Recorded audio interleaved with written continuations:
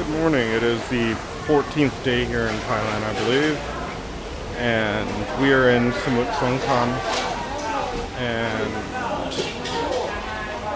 kind of a late start today. We got up at about 8. Didn't get out of my cousin's place until I think about 10:30, and I drove all the way here. There was some good and heavy traffic, so it's pushing, I believe, noon now. And we're sitting here at a outdoor market. There is a restaurant we're going to. Smells delicious. Too bad you can't smell it. But it's just an open air restaurant, something like this. We're near another one of my cousin's houses or homes, so she is coming to meet us here. We're about 25 kilometers outside of Bangkok, and I actually don't know what we have planned today. I heard that there's a new floating market that I might be going to see, as opposed to the temple in the forest. I will check back in when I have a little bit more information, so I'll see you in a moment.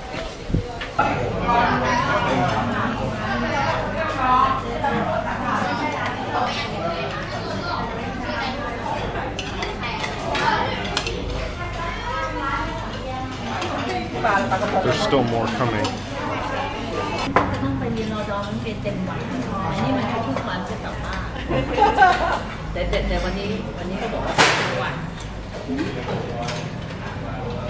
The aftermath. Pretty good. It was delicious. Particularly this dish was crab. Amazing. So, really good. I mean, everything was pretty tasty. The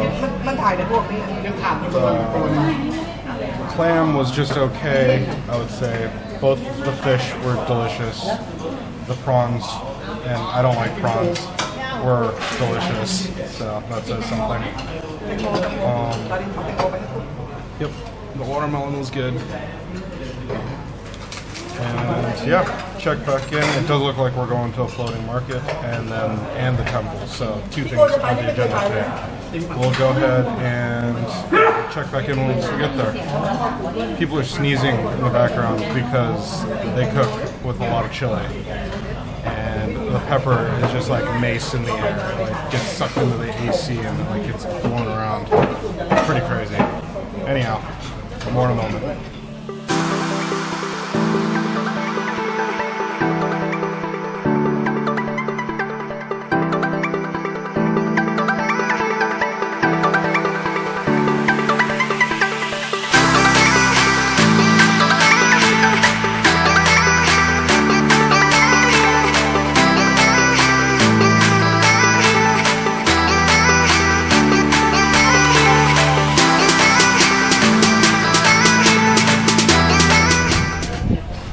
So we've arrived at Bangnoi Floating Market. As you can see, probably there is a river behind me. I'm not actually at the floating market just yet, but it's just a little distance through this regular market. The floating market's actually just down right there. You can actually see one of the floating market boats right there. So, just checking out the goods. It is actually really nice and breezy here, so the weather's good. Alright, check in a moment.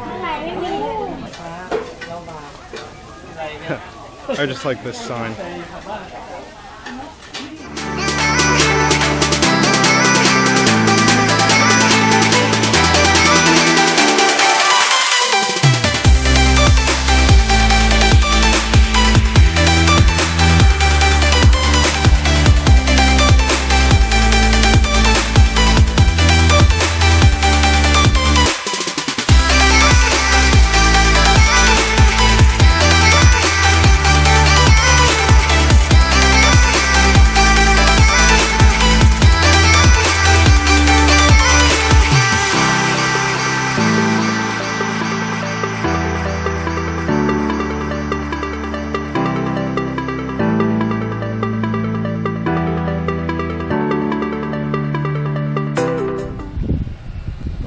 so I've made it to the end of the floating market area, and as you can see, I'm on pretty stable ground.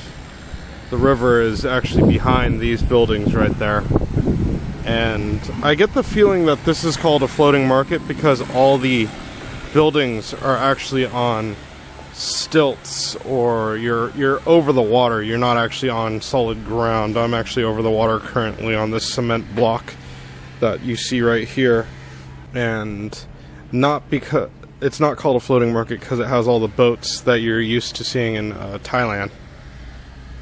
But it was a pretty interesting walk over.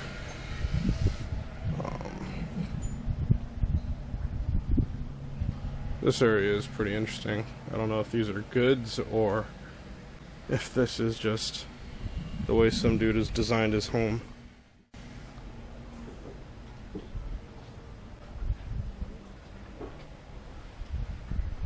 I think we're actually here either too early or too late because everything is pretty much closed and gated up.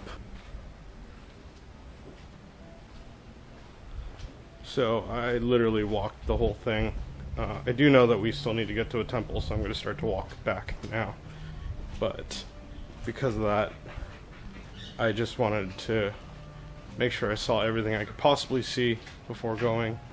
And as I was mentioning before, everything to my right here, it's all over water, and you could see that.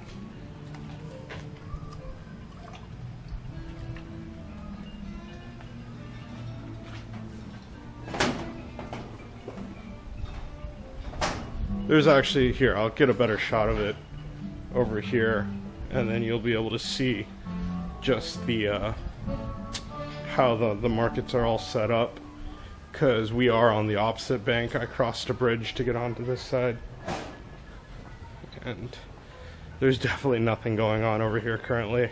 It feels like if anything over here was going to be open, it would be open really late at night, because it felt like a bar scene kind of. But on the other side, that's where all your markets are. And that feels like that would be open way early in the morning. And as you can see here, everything is above water. So, and this is the Mekong River, I've been told at least. If it floods, which it does do, the people who live in these homes, they're only about a yard or a meter above water. So they have to hope that it doesn't get up beyond that, otherwise they're walking in water. And I actually have been to a market where they were famous for being submerged. It was called a submerged market. I don't remember where it was. It was here in Thailand, I know that, but I don't know what city it was. And pretty much you're required to just walk around wearing sandals so that you don't step on anything that'll cut your foot, but you were walking in water. At points it got up to about knee high. So, and if you're wondering, there are animals. Well, technically, I guess there are animals on the on the platforms as well as in the water. There was some people earlier feeding fish, maybe turtles, perhaps, in the water. And if you look closely, you could actually see fish near the tops of the water. So there is life in these waters. And yeah, so here's the bridge that I crossed.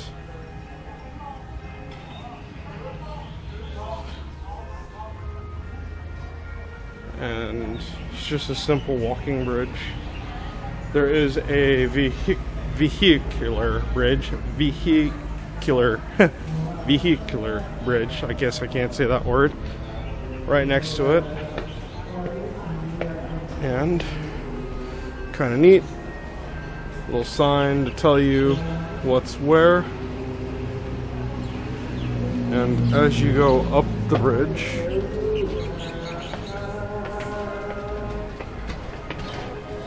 you can get to the other side. And then there is the vehicle bridge.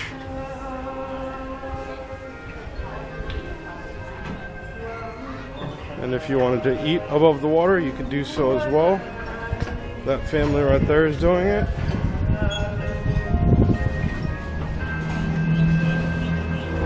Alright. I think it's time to check out of this place.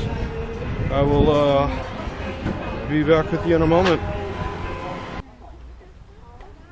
So, just a quick stop off at my cousin's new property. He just bought this waterfront place. Pretty nice. He's gonna build a small hotel, I guess you could kind of say. They call it homestays here, so it's kind of like a cabin, and it's just gonna be for tourists to come rent out here in Ratchathani. So I believe that's where we're at. And so I'm currently standing on a deck. It's pretty solid.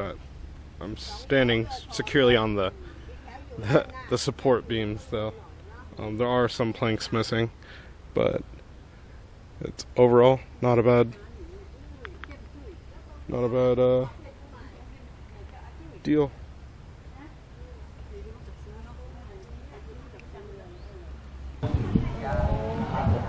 And we've finally arrived to the temple in the trees. It's called Wat Bang Kung. It actually has quite a military feel to it. A statue that greeted us on the way in was actually Muay Thai fighting, so it's pretty interesting to see what they have. This is the temple in the trees.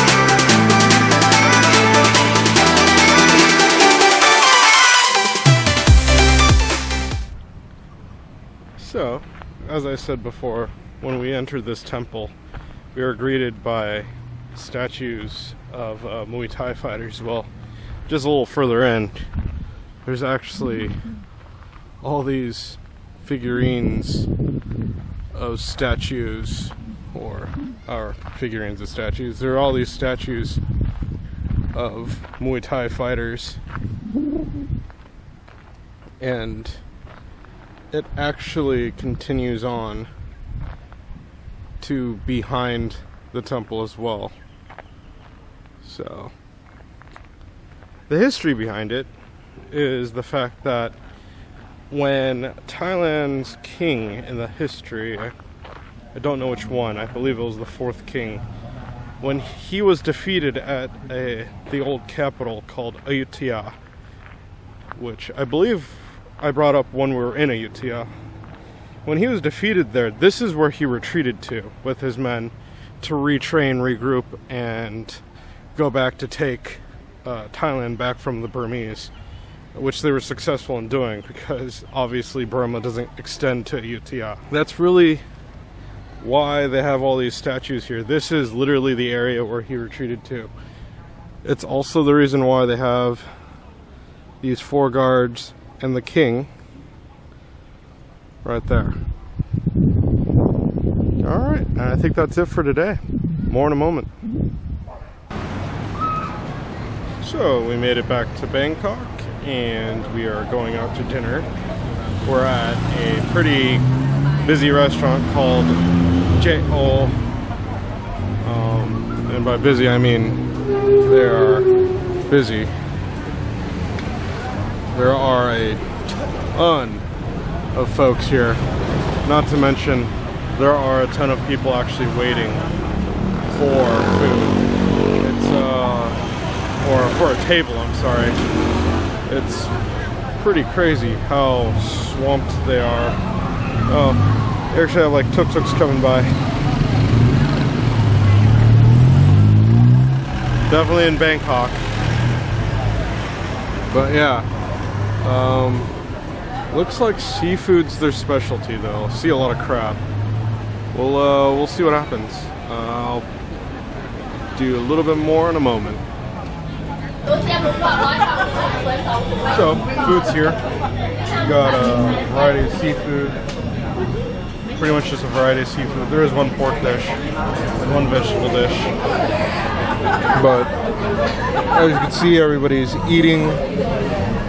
Just generally having a good time.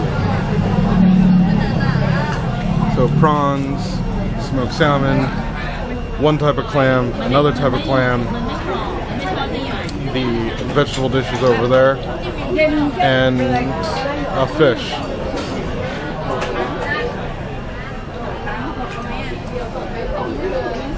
And then that's the pork dish that I was telling you about. So, alright, everything tastes amazing and really nice, so it's worth the wait. Alright, back to eating. Alright, so I lied when I said the forest and the temple in the forest is the last event. With some time left over, we decided to come back and make a revenge trip to Labor. Excuse me, sir, back to the bar? Yes. To the bar. Sky bar. Certainly, sorry, we are not allowed for the record. Oh, okay. Yeah. No problem. So they don't allow you to record here, apparently. So I'll just complete what I'm saying right here then. So, as I was saying, the temple in the forest was not the last thing we were going to do. We're making a revenge trip here to Labor Hotel, and we're going to go try to see what it is from the top. Alright. I'll check back in a moment. So, just got back from Labor, relaxing in my room with the air conditioning on, packing some stuff, making sure that things are ready to go. Thoughts on Labor?